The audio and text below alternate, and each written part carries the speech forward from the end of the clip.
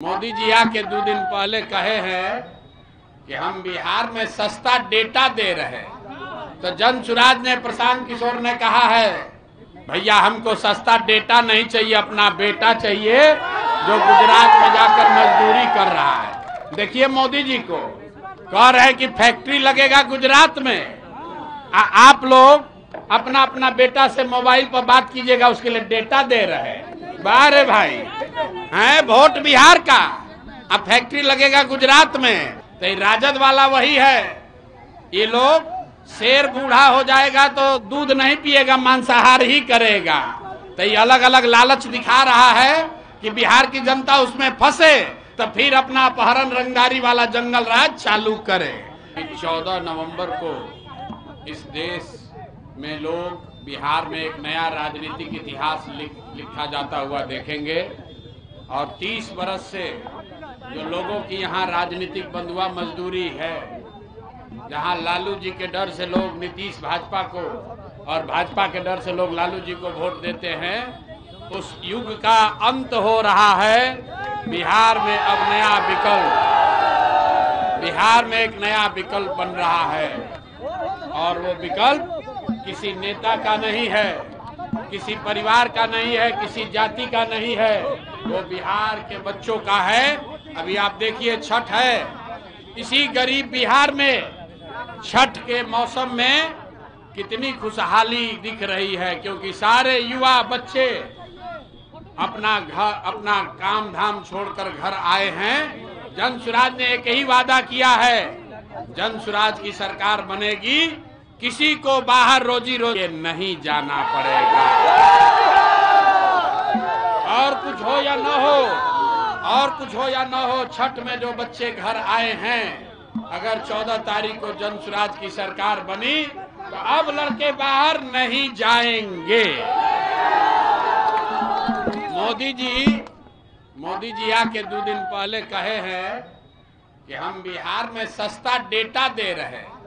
तो जनसुराज ने, प्रशांत किशोर ने कहा है, भैया हमको सस्ता डेटा नहीं चाहिए, अपना बेटा चाहिए जो गुजरात में जाकर मजदूरी कर रहा है। देखिए मोदी जी को कह रहे हैं कि फैक्ट्री लगेगा गुजरात में, आप लोग अपना अपना बेटा से मोबाइल पर बात कीजिएगा, उसके लिए डेटा दे रहे हैं। बारे भाई हैं वोट बिहार का, अब फैक्ट्री लगेगा गुजरात में। अब बिहार का आदमी अपना बाल बच्चा का चेहरा देखने के लिए इनका सस्ता डेटा लेके मोबाइल पर मुंह देख रहा है। तो ये बदलना चाहिए कि नहीं बदलना चाहिए?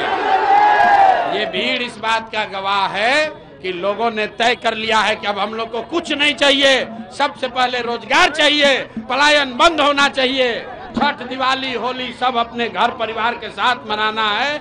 यही इस जन सैलाब और लोगों का समर्थन यही बता रहा है। रोजगार बिहार में चाहिए, तेजस्वी यादव, सुनिए, तेजस्वी यादव थोड़े दिन में अब कहने वाले हैं कि पूरा बिहार को सोने का लंका बना देंगे। ये आदमी समझता है कि पूरा बिहार का आदमी मूर्ख है। पहले तेजस्वी यादव ने कहा कि सबको 2,500 हजार रुपया देंगे, कोई नहीं विश्वास किया। फिर बोला सब घर में नौकरी देंगे, फिर भी बात नहीं बना। अब कह रहे भैया पेंशन बढ़ा देंगे, सैलरी दे देंगे। अरे भैया कुछ नहीं चाहिए, क्योंकि सबने देखा है कि जब तेजस्वी यादव के माँ बाप की सरकार थी तो बिहार में लोगों को एक ही चीज मिला, अपहरण, रंगदारी, मारपीट, जंगल राज।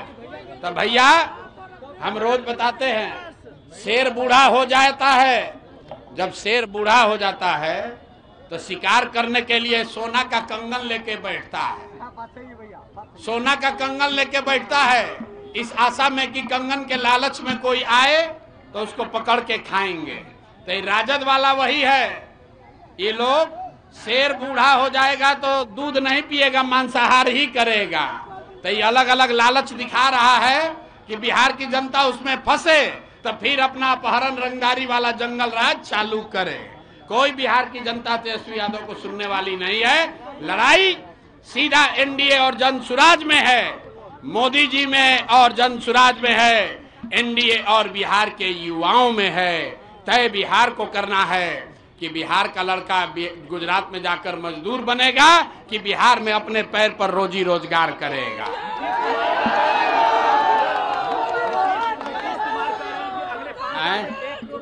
कौन? नीतीश कुमार। ए भाई, नीतीश कुमार पलटू चाचा पर किसी को भरोसा है? किसी को भरोसा है? पलटू चाचा 20 वर्ष में 1 लाख नौकरी नहीं दिए, अब कह रहे हैं कि हम 1 करोड़ नौकरी दे देंगे। हम तो ये कह रहे हैं यहाँ जनता के सामने कि बीजेपी में अगर दम है तो खाली घोषणा करे कि अगले 5 वर्ष भी नीतीश कुमार ही मुख्यमंत्री रहेंगे, बिना चुनावे के हम लोग जीत जाएंगे। कोई नहीं चाहता है नीतीश कुमार को। इनको ठिकाने नहीं है कि कहाँ खड़े हैं, क्या बोल रहे हैं। इनका शारीरिक मानसिक तौर पर बीमार हो गए हैं। अब इनको रिटायरमेंट का जरूरत है। अगर अपने रिटायर नहीं हुए तो 15 दिन में जनता रिटायर करके घरे बैठा देगी। चलिए, अगर आप ये वीडियो YouTube पर देख रहे हैं तो हमारे चैनल को सब्सक्राइब कर बेल आइकन दबाएं, और Facebook पर देख रहे हैं तो हमारे पेज को लाइक करें।